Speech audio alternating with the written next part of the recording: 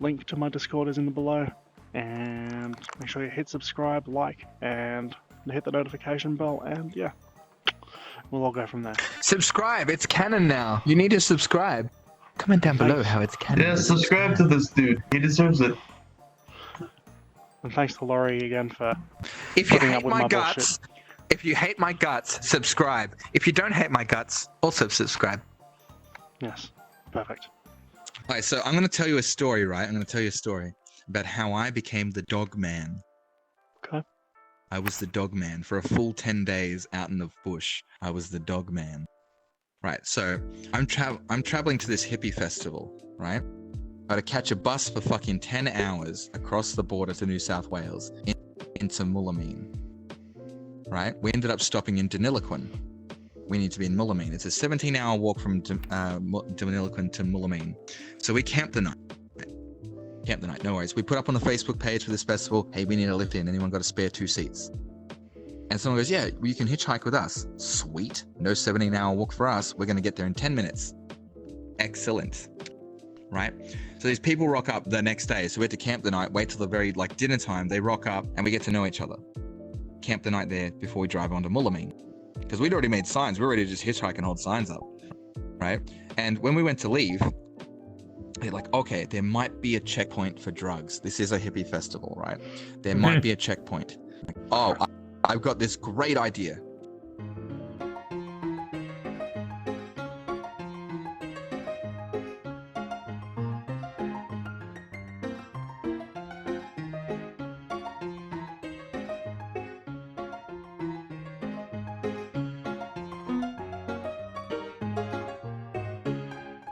So the next day comes and we go to drive. We're driving along, but the problem was there was 6 of us and only 5 seats in this asshole of a thing. So I'm like, okay, I guess I'll just jump in the back with the luggage. It's a van.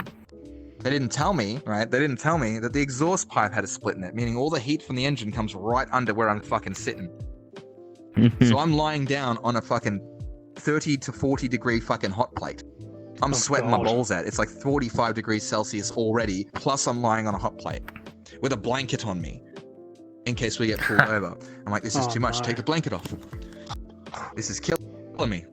I'm sweating bullets. Like I can smell the smell of weed coming out of my fucking pores because it's just detoxing out of me from the night before. Right? And then what happens? Yeah, I know, right? And then what happens? I hear them go. I hear the dude in the front. His name was Andrew from Adelaide, and he goes, "Oh, there's police. There's a checkpoint. There's a checkpoint." I'm like, "Oh, okay, we'll be fine. They're just breathawing people." He goes, "I don't see any dogs. They're breathawing people. Sick." Right? Breathos him, clear. He goes, "Can I get you all to step out of the vehicle for a minute?" I'm thinking, do I get out too? Or do I just stay under this blanket?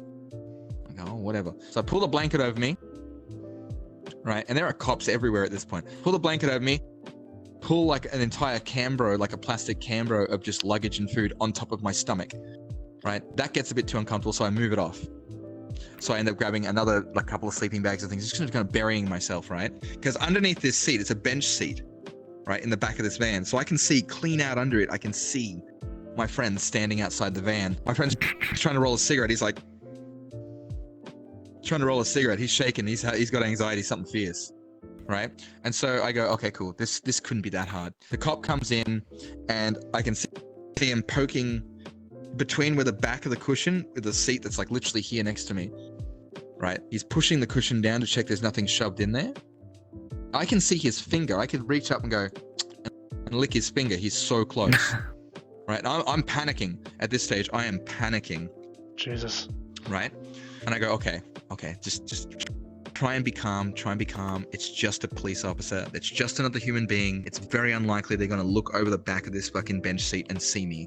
So I pull the blanket over my head, but I leave a gap so I can still see under the seat. I check it in the front seat. I check in the glove box. Nothing. It's all in a big sleeping bag right fucking next to me. Next thing I know, I see dog paws. Click, clack. Uh-oh. They got a drug sniffing dog. I'm fucked. I have no idea if this method I've done is going to work. I just kind of eyeballed this idea. I don't know if this will work or not. Right? And the dog's sniffing around. sniffing around the front seat, nothing. I'm like, thank God it's over. The next thing I know, this dog flies like Superman and lands right on my guts. This cop's grabbed it and just gone whoop, over the back seat into the luggage area. I'm like, oh, fuck. Trying not to make a noise because this dog is standing on me. It landed on my stomach and my balls. I am in pain. Jesus. Fuck, I am done. This dog is gonna this cop literally just has to go, and they'll see me down on the floor like, hi. I'm thinking, fuck, I'm gonna get pepper sprayed. This is it. I'm done. I should have just got out of the fucking van. This dog's licking my toes, sniffing around, comes up to my face. I'm like, hello. Couldn't help myself. Had to pat the dog. Puppy. And then the next thing I know, they lift the dog out of the car. And I'm like, it's over. I fucking did it. I'm amazing. Wow. Go me. That's amazing. And then the next thing I know, the back of the van opens up. I'm like, oh, fuck, here we go. They're going to strip the fucking thing. They're going to take everything out. They're going to undig me and go, what are you doing in here? I had a plan. I was going to say I snuck into the van. I said this to them beforehand. If anyone pulls us over and asks why I'm in the back, I snuck in while you're at the shopping center. Because I didn't want to hitchhike. I snuck in. You had no idea I was here. Right? And I can hear them saying, oh, we don't have to take all the stuff out 2 weeks and we have to put it all back. You know, we have to take out all the camping gear. And I'm like, oh, fuck, here we go. Oh, God, here we go. Next thing I know, the back shuts. Everyone climbs back in. I'm like, no way. No fucking way that I got away with that. There's no way.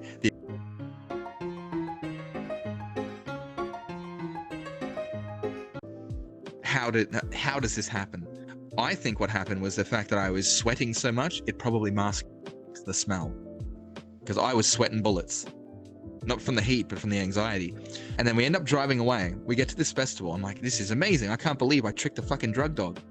Right? We get to this festival. We got to sit in line for nearly an hour to pull in because the ticketing people are so slow. So everyone just gets out. It's like 20 minutes before the cars move one pace, you know? And I'm talking to people and I'm telling them the story about what happened. And 24 hours later, I had people telling me the story back. Oh, did you hear about the guy who tricked the drug sniffing dogs? Did you hear about the dude trick the dog man? I'm like, I'm the dog man. I'm the dog man. And I was the dog man. For the entire 10 days of that festival, I was the dog man. People say to me, hey, dog man! I had a guy literally, I'm walking along, he goes, you, come here. I'm like, okay. He goes, you're the dog man, right? I'm like, yeah.